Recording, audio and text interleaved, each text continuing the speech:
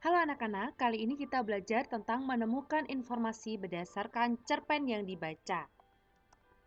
Apakah itu cerpen? Cerpen atau cerita pendek merupakan teks fiksi. Biasanya hanya ada satu tokoh utama dalam sepanjang cerita. Jadi satu cerita utuh itu hanya ada satu tokoh utama biasanya. Kemudian panjang ceritanya itu kurang dari 10.000 kata. Nah, kalau kalian membuka buku pena kalian halaman 112 sampai 113 ada sebuah cerpen tentang kerupuk cumi Vania karya Widya Rosanti. Silahkan kalian baca ya. Nah, ini halaman 113. Kemudian kita coba nih cari informasi berdasarkan cerpen yang sudah dibaca tadi. Yang pertama, caranya pasti dengan membaca dengan utuh, seksama, dan penuh dengan kecermatan. Setelah selesai membaca, baru kita akan menyusun daftar pertanyaan. Contohnya, siapa yang berjualan kerupuk? Mengapa penjual kerupuk itu bersedih? Apakah yang ditawarkan oleh kakek kepada si penjual kerupuk?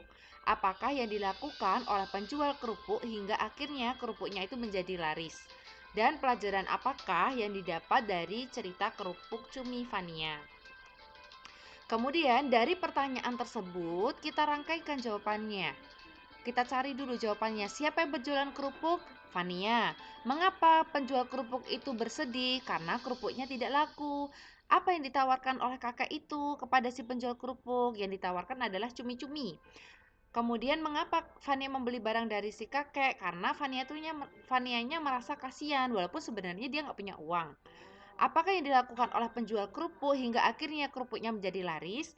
Yaitu Vania menambahkan cumi-cumi pada kerupuknya. Kemudian pelajaran apakah yang didapatkan dari cerita kerupuk Vania? Itu kebaikan akan mendatangkan kebaikan lain dalam kehidupan kita. Kemudian jawaban-jawaban itu tadi kita rangkaikan ke dalam satu paragraf singkat sebagai berikut ini.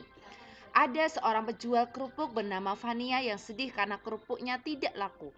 Suatu hari dia bertemu dengan seorang kakek yang menjual cumi-cumi.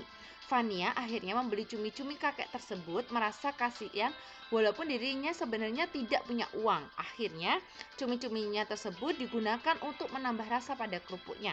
Tanpa diduga kerupuknya menjadi laris. Nah, dari cerita tersebut kita belajar bahwa kebaikan akan mendatangkan kebaikan lainnya dalam kehidupan kita. Jadi ingat ya, prosesnya dimulai dari membaca dulu. Bacalah dengan cermat, kemudian susunlah pertanyaan yang kira-kira dapat kalian ambil dari bacaan tersebut. Kalau sudah membuat pertanyaan, silahkan mencari jawabannya.